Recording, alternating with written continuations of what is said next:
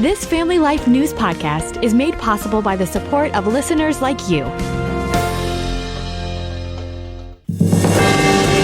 It's the Noon Report from Family Life, bringing a Christian worldview to what's happening in New York, Pennsylvania, across the country, and around the world. Weather with Kevin Williams, plus special features and reports with the Family Life News team. Now, here's what's happening.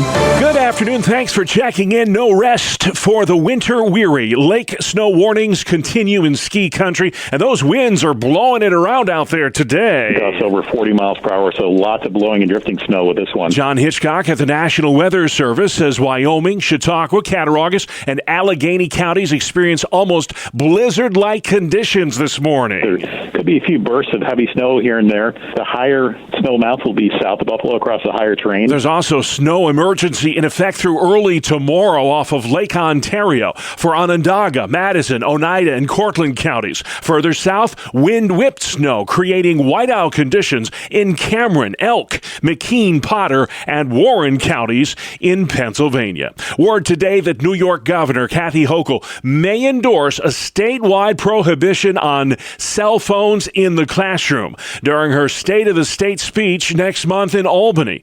The state's largest teachers union, NYSUT, already supports the restrictions. The governor argues digital devices have become too much of a distraction at school and it's interfering with the learning process. That prohibition, if passed, would likely take effect next September. 70% of school districts in New York already have a cell phone policy, but not all of them are an outright ban. The U.S. Supreme Court seems likely to uphold states' rights to ban minors from getting sex change operations. Oral arguments on this landmark case were heard yesterday. A ruling's expected next June. We see groups like the American Society of Plastic Surgeons speaking out against these practices. We've seen the UK walk back on this and ban it, Finland, Sweden, Belgium as well. Dr. Jared Ross with Do No Harm. That's a national group dedicated to raising awareness about the dangers of irreversible sex change operations on kids. In some cases, it's the parents that are motivating this. In some cases,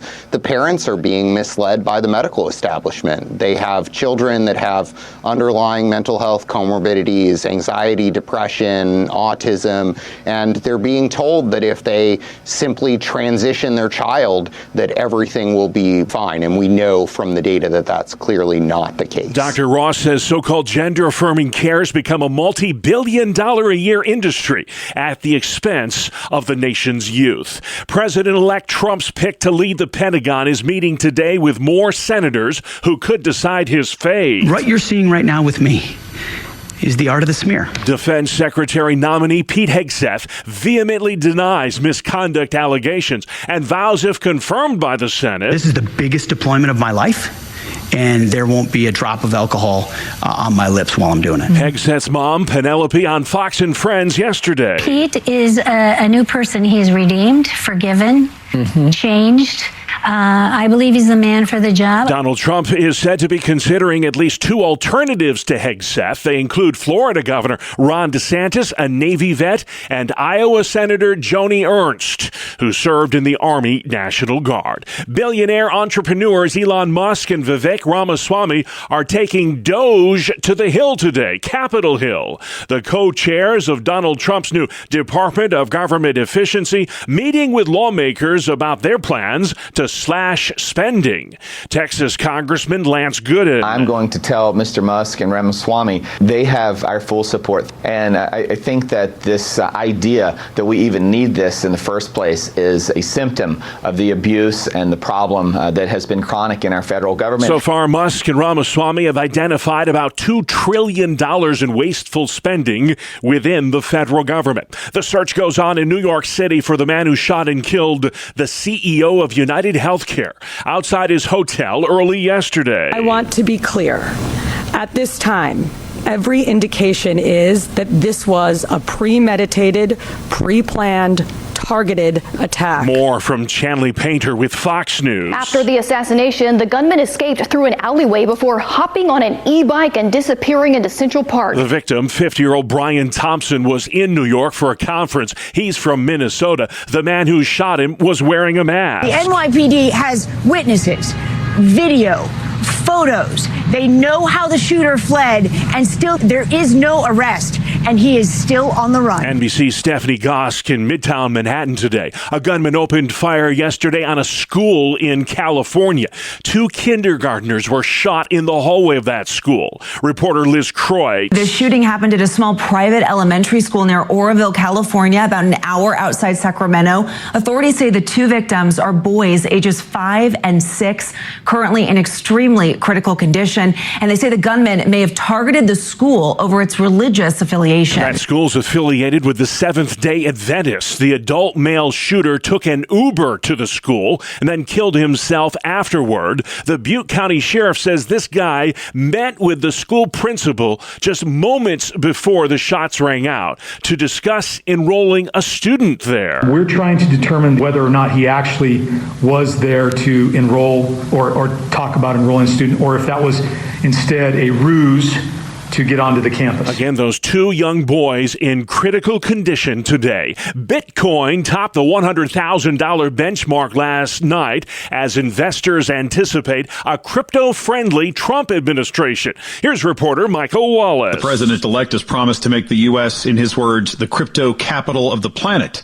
Bitcoin has soared 45% since the election 4 weeks ago. For the year, it has more than doubled. Financial analyst Ted Rossman. I guess it's making me wish I had some, but then again, there's sometimes a trip down as well, so maybe a little risky for my taste. He says Bitcoin is yet to really catch on as a transactional instrument. It feels like it's more of a very speculative investment. Like the true believers are holding on to it. They're not spending it like at the grocery store or elsewhere. For the record, a $1,000 Bitcoin investment in 2010 would be worth more than $365 million today. Christmas arrived in New York City last night. 3, 2, 1. A huge crowd watched as they flipped the switch to light up the giant tree in Rockefeller Center on NBC. 74-foot Norway spruce carted in from West Stockbridge, Massachusetts. Correspondent Deborah Rodriguez. A new survey finds more than 40% of us, 4 in 10, will re-gift this Christmas just to save money. 55% admit we're trying to avoid holiday parties to cut costs. And for the first time, there's an all-electric Pope-mobile at the Vatican. Round, round, get around, I get around. The CEO of Mercedes-Benz presented the vehicle to the Pope Wednesday at the Vatican. The German automaker has been supplying the vehicles for the Pope for nearly 100 years. The CEO of the company says the all-electric Pope-mobile sends a clear call for electromobility and decarbonization. Mercedes-Benz says a team of specialists worked over a year to build a handcrafted vehicle. I'm Michael Kastner. Major League Baseball is talking about a proposed rule change to generate more interest in the game. It's called the Golden At-Bat Rule. It allows teams to choose one at-bat every game to use their best hitter, regardless of who's up in the lineup. Commissioner Rob Manfred stressing the proposed Golden At-Bat Rule change only in the conversation stages right now. Still to come on the Noon Report, winter weather proves fatal. Syracuse judge stands her ground, and robot to the rescue. Good afternoon. I'm Kevin Williams. Lake effect squalls and blowing snow will be an issue for some travelers in our region over the next 18 hours or so. We'll spell things out in the forecast coming up in 10 minutes. All right, Kevin, we'll see you then. 2 people in Erie County, New York died yesterday from heart attacks while shoveling snow. Experts say most people don't realize how dangerous that can be, especially if you're not in tip-top shape. Know your body. So if you have a condition, a heart condition, a lung condition, be aware that you're going to be working hard, and if you've been inactive for a while, it's going to put strain on you. Heart surgeon Dr. Max Fitzgerald. Cold air, the constriction can make it harder to breathe, can make it feel tighter. So if you have asthma or COPD, it can be dangerous to be out there. So it's really important to be aware of how you're doing. Fitzgerald says anyone over 50 needs to take frequent breaks while shoveling snow. For older adults, we would recommend not shoveling and pushing a snowblower would be better, but there's still risk. You still have to push through 6-8 inches of snow. That's, significant exertion as well. So you got to be careful. There's still an impact on the body. He suggests if you know a lot of snow is coming, shovel it in stages, not all at once. Plus, make sure you dress warm in layers whenever you do battle against the snow. A Syracuse, New York City court judge in hot water today for refusing to perform a same-sex wedding. The State Commission of Judicial Conduct is reviewing this case. Judge Felicia Pitts Davis, a liberal Democrat, says her faith does not allow her to sanction such a marriage. New York couples looking to start a family will soon be getting extra help from the state. A new parental leave law takes effect January 1st. The first in the nation law allows expectant moms to take time off from work without being penalized. If you're a pregnant worker, you get 20 hours of paid leave to go to the doctor for prenatal care. It applies to every worker, pregnant worker in the state for private employers, either full-time or part-time. New York State Labor Commissioner Roberta Reardon telling Spectrum News. If you think about it, those first months for a pregnant worker are so critical health-wise. And many times workers have to decide, can I afford to take an hour and a half off? Now you don't have to make that choice. Now you can get your paycheck and you can get your checkup. Reardon says employees who are denied the prenatal leave should contact the state labor department. 40 miles east of Pittsburgh, a rescue mission is turned into a recovery effort for a 64-year-old grandmother. Elizabeth Pollard fell into a 30-foot sinkhole while searching for her cat earlier this week. We're virtually positive she's in the mine, and it's just a matter of trying to find her and do right by her family. Pennsylvania State Police Trooper Steve Lamani says 2 days of treacherous digging have turned up no signs of life. We're not quitting. We are going to continue to work through this. It's taken longer than we thought, and that the mine is just not in good condition. The sinkhole formed over an abandoned coal mine there in western Pennsylvania. Police are making a horrible discovery inside a home on the west side of Rochester, New York. A 92-year-old woman found dead from a dog attack. The dog, a pit bull, belonged to the family that lived there. The animal in custody of the city of Rochester. Authorities haven't decided what to do with that pit bull yet.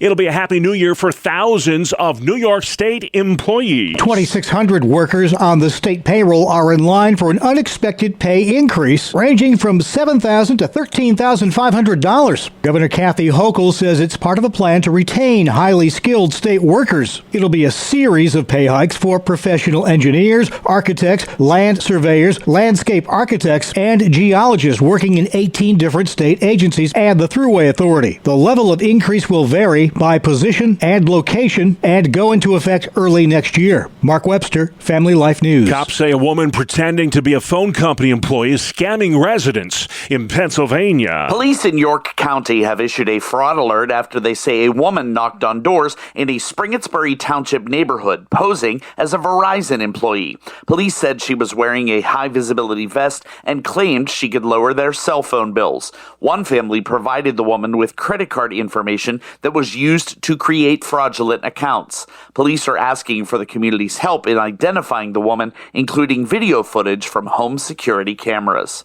Brian Query, Family Life News. Well, this isn't your average stolen vehicle story. Last weekend, somebody stole a 30,000-pound snow removal machine from a Henrietta, New York parking lot. That vehicle was parked at a shopping plaza for snow removal duty. The owner telling Wham News he's stunned at such a brazen act of thievery. Definitely did not expect anything like this the day before it was going to snow. And to see this heavy piece of machinery drive down the road, somebody had to say, wow, that's different. And hopefully now that they know that the machine is missing, somebody will say something. Somebody knows something, that's for sure. The large yellow case loader's worth over $50,000. The Monroe County Sheriff's Office is looking into it. Sports news next. It's the 2-minute drill on Family Life. Good afternoon, I'm Randy Snavely. Bob, it was too much Cam Johnson for the Indiana Pacers last night. Johnson scored 26 points, and he helped the Brooklyn Nets snap a 3-game losing streak, 99-90. For the Pacers, it's their 4th straight loss. Both Joel Embiid and Paul George had the night off, and the 76ers suffered because of it. Jared McCain led the troops with 24 points, but the Magic held on to win in Philly, 106-102. Elsewhere in the NBA, Boston a 130-120 winner over Detroit. The Heat blew out the Lakers 134-93. The Hawks took care of business with Milwaukee 119-104, and the T-Wolves easy winners over the Clippers 108-80. In the college ranks, both numbers 1 and 2 were upset. Unranked Creighton took down number 1 Kansas 76-63. For the Blue Jays, they have now won 2 straight games when facing the top team in the country, having beaten UConn last October. Number 9 Duke took out previously undefeated and number 2 ranked Auburn 84-78. One other top 10 team did lose, but it was not really considered an upset. Number 5 Iowa State defeated number 4 Marquette 81-70. On the ice, Toronto edged Nashville 3-2. The Bruins doubled up the Blackhawks 4-2. Anaheim fell to Vegas 4-1, and it was LA 3, Dallas 2. Week 14 of the NFL season kicks off tonight with a big showdown in the NFC North. The 11-1 Detroit Lions will host the 9-3 Green Bay Packers. Somebody's winning streak has got to end. The Lions have won 10 straight. The Pack winners of 3 in a row. That is a look at sports. I should be a good one. Thank you, Randy. Still to come, murder in Manhattan, woke curriculum, and embattled defense pick. Soldiers on. Welcome to Breakpoint, a daily look at an ever-changing culture through the lens of unchanging truth. For the Colson Center, I'm John Stone Street.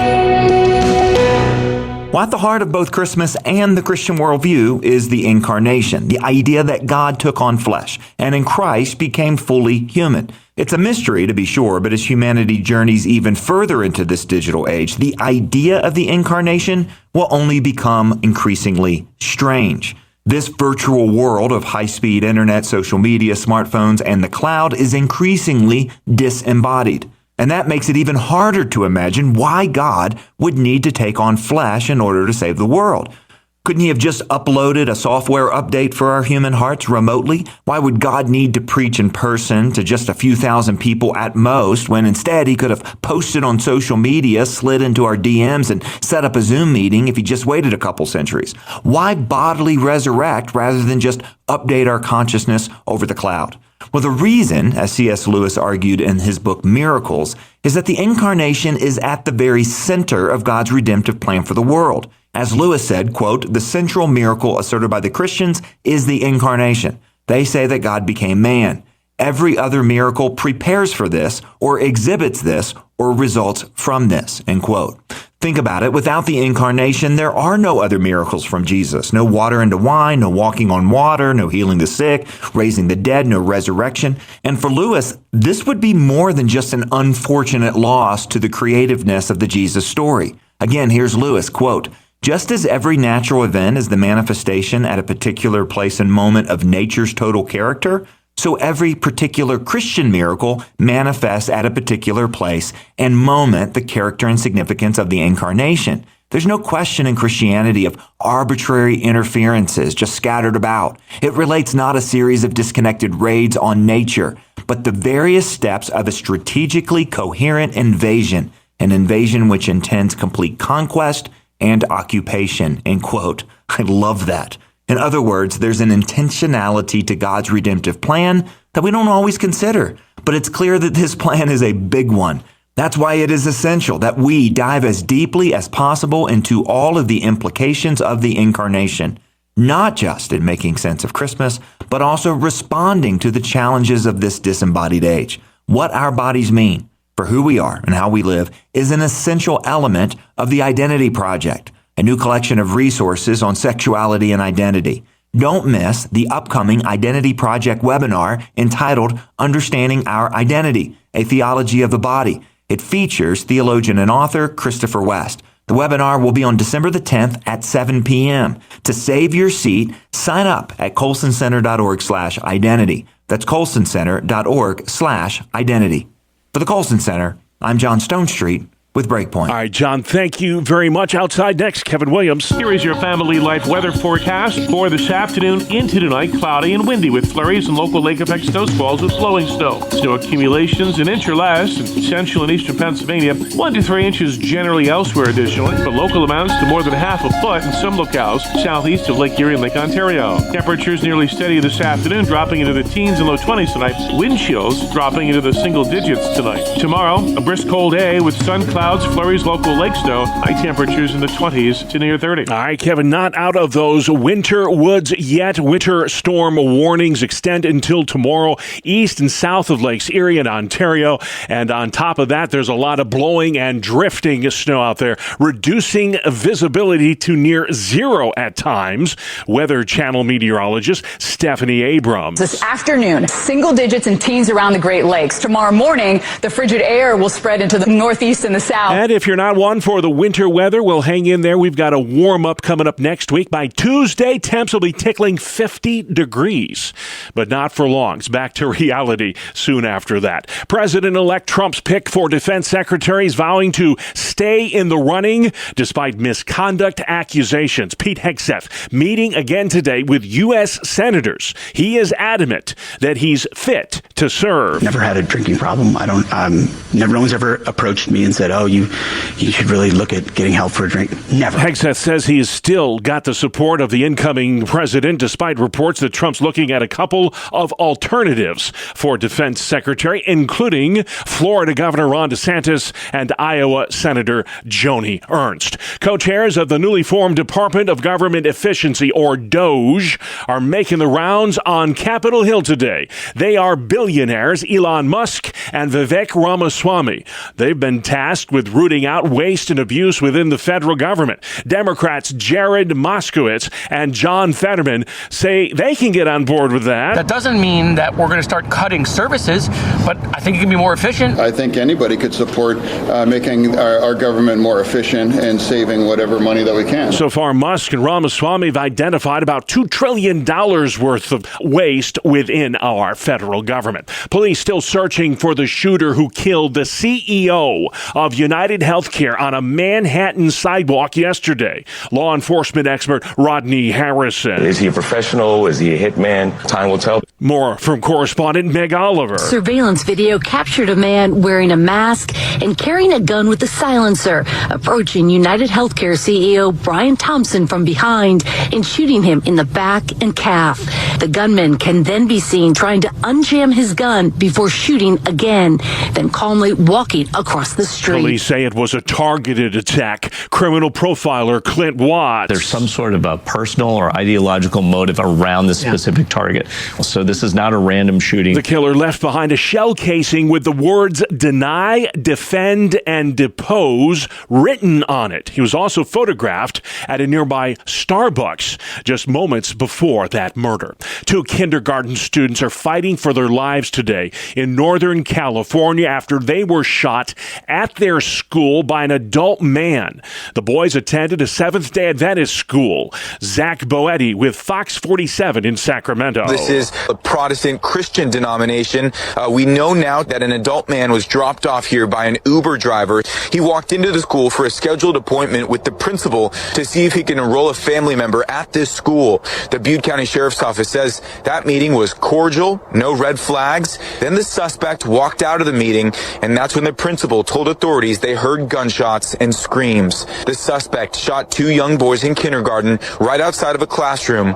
Then the suspect shot himself. That man had no prior connection to that small religious school there in Northern California. A new study today finds blood tests for Down syndrome and other disorders in unborn children can sometimes detect cancer in the mother. Cancer was diagnosed in half of the study participants whose blood tests suggested the presence of cancer. Lymphoma blood cancers were the most common, followed by colon and breast cancers. In the study, the test results of 107 pregnant women were unusual. 52 of them were ultimately diagnosed with cancer. Most of them were treated and are now in remission, although 7 with advanced cancers died. Christopher Cruz in Washington. This is the Noon Report for a Thursday on Family Life.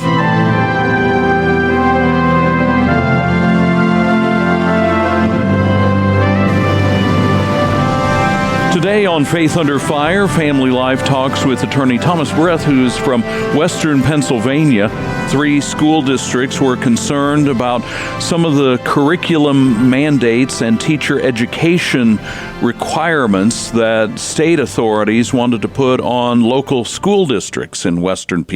The case started in November of 2022 when the outgoing governor of Pennsylvania issued these what they call critically relevant and sustaining education guidelines. We do work for a variety of folks in Western Pennsylvania, including school districts. It was brought to our attention by some concerned school board members. And what were they requiring or expecting these local school districts to do? It was on a lot of some of the social agendas and shutting down some of the more traditional values? Correct. In Pennsylvania, local school boards have control over the curriculum. Obviously, the State Department of Education provides guidelines and regulations, so they have to teach certain subjects. They actually mandated what teachers had to believe and required the teachers to impose those mandates upon their students and require their students to believe certain things. It really was a method to impose their ideological beliefs upon the teachers and through the teachers upon the students. The state education department very recently has backed down from those mandates. What happened with that case? Correct. As part of the litigation, we reached a resolution that required them to send notification to all the superintendents, the executive directors of the various educational institutions, K-12 through the Commonwealth of Pennsylvania, notifying them that the framework had been rescinded and was void. When they put these guidelines out, they made it clear to school districts that if they didn't follow the guidelines, their basic education subsidy could be in jeopardy. And the legal theory that resulted in the victory in this case is important in the Commonwealth of Pennsylvania because that gives parents, students, educators, citizens the ability to input into the regulations that are being proposed. Instead of following that process, the governor and the governor's secretary of education at the time just tried to circumvent that and mandate this through guidelines. And that's what was really offensive. Thomas Breth is our guest today. He was victorious in a lawsuit against the state education department. Who were the school districts? Was it teachers, parents, the schools themselves that brought this legal action? We had a really broad group of plaintiffs that brought this action, and they're really courageous to do it because the repercussions in the way that the government many times retaliates against individuals. So we had 3 school districts, the Mars Area School District, the Pencrest School District, and the Laurel School District. Each of their superintendents joined in. Their boards of school directors joined in. We had individual board members from other districts. We had teachers join in, and then obviously parents and students join in as the plaintiffs in this case. Those folks who stepped out that way, what are the lessons for other folks as we move forward? You know what, the lesson I think is that you can make a difference. Individual school board members, teachers, administrators, we've been very blessed to work with the Thomas More Society. They have funded numerous litigations throughout the Commonwealth, religious rights for students that attend parochial schools that are being discriminated against by the public school system, various mandates, mask mandates, and other types of mandates that have come through the Department of Education. It's encouraging with their assistance to be able to empower parents and students that sometimes feel like there's nothing they can do. It only takes a small group to step up and say, we're willing to put our name on a complaint because this is wrong. We know it's wrong, and we want to fight. And we've been very successful in the litigation that we've been able to put forth, and courageous plaintiffs that are willing to step up and say enough is enough. Thomas Breth is an attorney in private practice in Butler, Pennsylvania. He also partners with the Thomas More Society on a number of issues. I'm Greg Gillespie. This is Faith Under Fire. All right, Greg, thank you very much. Faith Under Fire comes your way Thursdays during the noon report. You can also catch it online anytime at familylife.org. Good afternoon. Here is your Family Life regional weather forecast on the midday weather map. The Alberta Clipper bringing us recent snow and snow showers will be moving away, but leaving in its wake cold, gusty winds, flurries, some lake effect squalls, and blowing snow for some. Tricky travel the result. For this afternoon into tonight, cloudy and windy with flurries and local lake effect snow squalls with blowing snow. Snow accumulations an inch or less in central and eastern Pennsylvania, 1 to 3 inches generally elsewhere additionally, but local amounts to more than half a foot in some locales southeast of Lake Erie and Lake Ontario. Temperatures nearly steady this afternoon, dropping into the teens and low 20s tonight. Wind chills dropping into the single digits tonight. Tomorrow, a brisk cold day with sun, clouds, flurries, local lake snow, high temperatures in the 20s to near 30. All right, Kevin, thank you. Busy guy at the Weather Center. Finally, a noon robot to the rescue. Engineers in Norway testing a new robot that could someday clean your home and do your laundry. Neo is 5.5 feet tall, weighs 66 pounds, and can walk or run depending on the urgency of the task. Hey, could you and your friends tidy up here? We have some visitors coming. Creators say the bot, powered by artificial intelligence, can carry on conversations, make decisions, and perform complex tasks. And it learns by watching people. What will they think of next? That's reporter Tina Kraus. And that's our world, the world we live in, Thursday, December 5th. I'm Bob Price. Family Life News. You've been listening to the Noon Report, heard weekdays on Family Life. Thank you for listening.